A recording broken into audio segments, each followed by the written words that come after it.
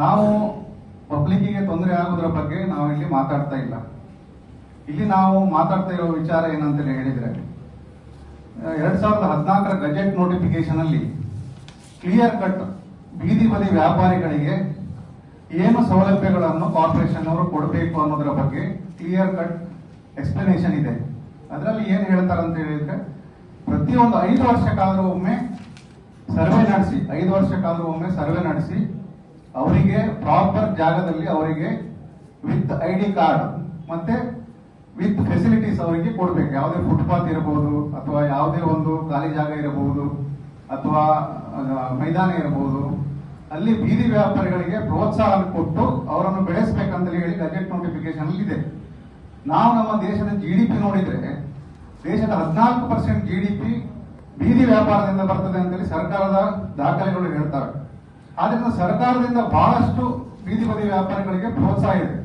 ಆದ್ರೆ ಇತ್ತೀಚಿನ ದಿನಗಳಲ್ಲಿ ನಾವು ನೋಡಬೇಕಾದ್ರೆ ಈಗ ಬೀದಿ ವ್ಯಾಪಾರ ಯಾರು ಮಾಡ್ತಾರೆ? ಬೀದಿ ವ್ಯಾಪಾರ ಹೆಚ್ಚಾಗಿ ಮೈಗ್ರೆಂಟ್ಸ್ ಅಂತ ಹೇಳಿದ್ರೆ ಹೊರ ಜಿಲ್ಲೆಯಿಂದ ಬಂದವರು ಬೀದಿ ವ್ಯಾಪಾರ ಮಾಡ್ತಾರೆ. ಈಗ ಅವರು ಶರ್ಟ್ ವ್ಯಾಪಾರ ಮಾಡ್ತಾ ಇದ್ರು, ಹಳೆ ಶರ್ಟ್ ಮಾಡ್ತಾ ಇದ್ರು ಅಂತ ಹೇಳಿ ಏನೋ ಕಂಪ್ಲೇಂಟ್ ಮಾಡ್ತಾ ಇದ್ರು.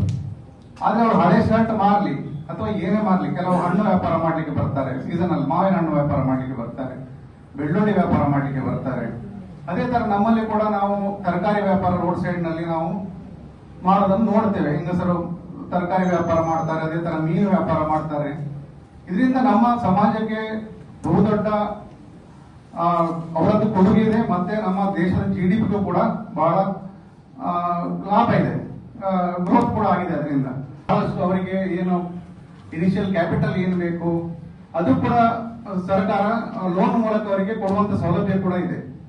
ಆದ್ರೆ ನಾವು ಈ ರೀಸೆಂಟ್ಲಿ ನಾವು ಕುಂದಾಪುರದಲ್ಲಿ ನೋಡಿದ್ವಿ, ಮಾಂಸಾಹಾರ ಮಾರ್ತಾರೆ ಅಂತ ಹೇಳಿ ಎಲ್ಲ ಅಂಗಡಿಗಳನ್ನು ತೆಗೆಸಿದ್ರು.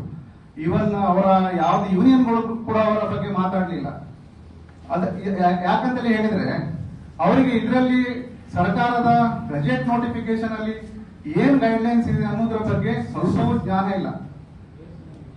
ಅವರು ಎಲ್ಲಿ ತನಕ ಈ ಫ್ರೀ ವೆಂಡರ್ ಝೋನ್ ಏನಂತ ಹೇಳ್ತೇವೆ ನಾವು, ಫ್ರೀ ಹಾಕರ್ ಝೋನ್ ಮಾಡಬೇಕು, ಅದರಲ್ಲಿ ಅವರಿಗೆ ಅವಕಾಶ ಮಾಡಿಕೊಡ್ಬೇಕು. ಅದೇ ತರ ವೆಂಡರ್ಸ್ ಕಮಿಟಿ ಮಾಡಬೇಕು. ಕಾರ್ಪೊರೇಷನ್ ಅಲ್ಲಿ ವೆಂಡರ್ಸ್ ಕಮಿಟಿ ಫಾರ್ಮ್ ಮಾಡಿ ಅವರ ಎವ್ರಿ ಮಂತ್ ಅವರ ಮೀಟಿಂಗ್ ಕರೆದು ಅವರ ಸಮಸ್ಯೆಗಳನ್ನು ಆಲಿಸಬೇಕು.